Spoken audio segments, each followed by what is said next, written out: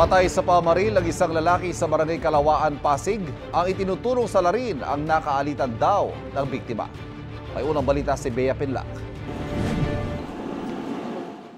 Nakasandal sa pader, nakaupo sa motor at nakasuot pa ng headphones ang 31 anyos na lalaking ito na dead on the spot matapos pagbabarilin pasado alas 9 kagabi sa Barangay Kalawaan, Pasig City.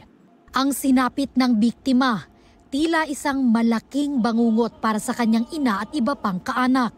Kwento ng isang residente malapit sa pinangyarihan ng krimen, kaibigan ng kanyang kapatid ang biktima. Nagulat daw sila nang makarinig ng sunod-sunod na putok ng baril. Pinapasok ko lang yung mga lumabas kong kapatid. Kasi natakot din ako mamaya mabaril din, ganun. Baka bumalik.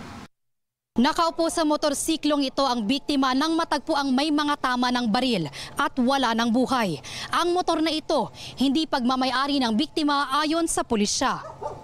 Di po namin, wala pa nakapagsabi kung kaninong motor yung ano eh. Wala pang umaamin eh.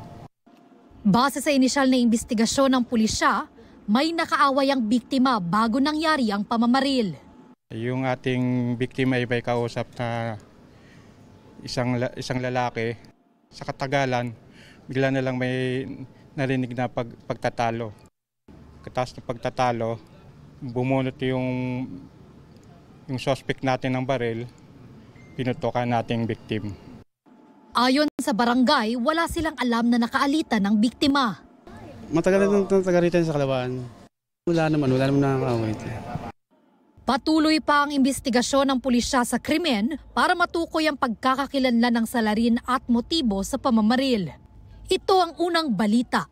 Bea Pinlac para sa GMA Integrated News.